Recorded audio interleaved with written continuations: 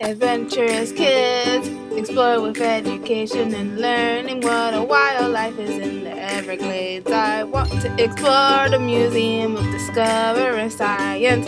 What plants do butterflies like? I want to know about Key West Adventurous Kids, learning and fun. Adventurous Kids!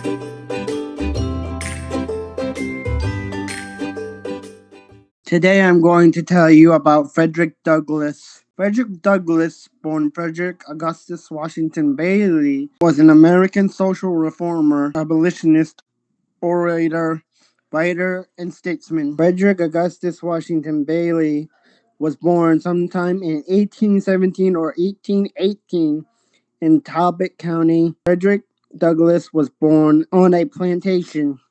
His mother was an enslaved person, and when Frederick was born, he became one of the enslaved too. His birth name was Frederick Bailey. He did not know who his father was or the exact date of his birth. Frederick Douglass wasn't even allowed to know his own age. He later picked February 14th to celebrate his birthday and estimated he was born around 1818. Life as an enslaved person was very difficult, especially for a child. At the young age of 7, Frederick was sent to live at the White House plantation. He seldom saw his mother, who died when he was 10 years old. A few years later, he was sent to serve the Auld family in Baltimore.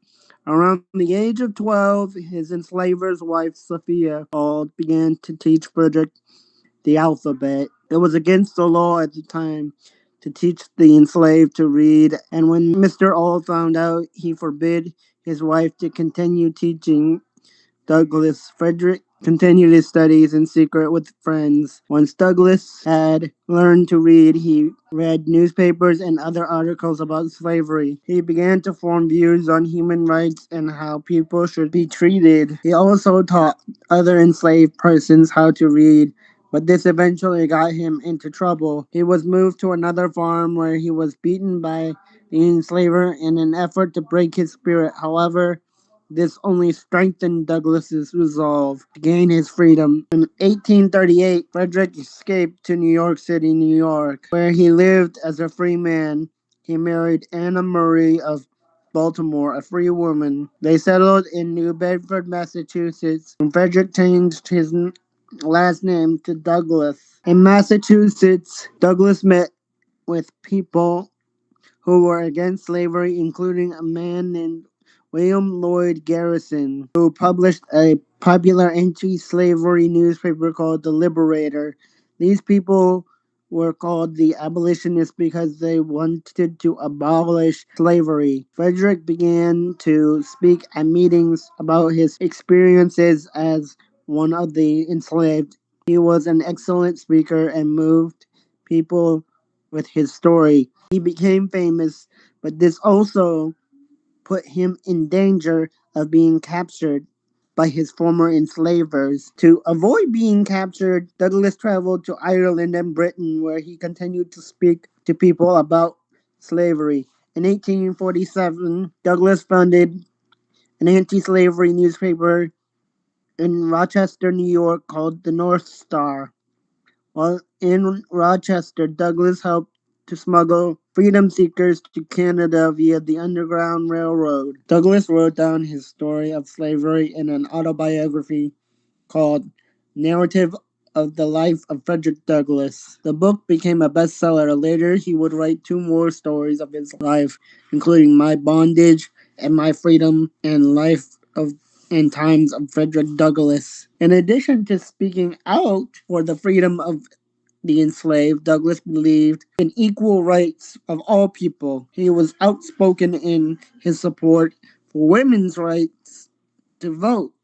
He worked with women's rights activists such as Elizabeth Cady Stanton and attended the first ever women's rights convention that was held at Seneca Falls, New York in 1848. During the American Civil War, Douglas was a consultant to President Abraham Lincoln.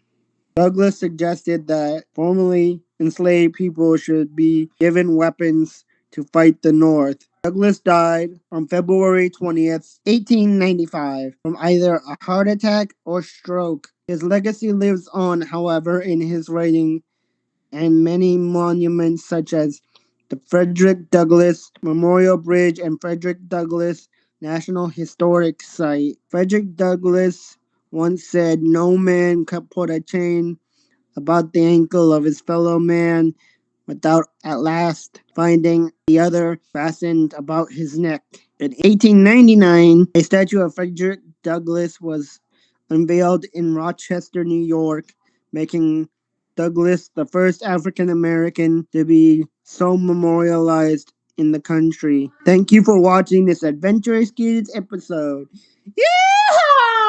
What did you learn today? Adventurous Kids. Adventurous Kids. What was the most interesting fact? Adventurous Kids. Adventurous Kids. Adventurous Kids.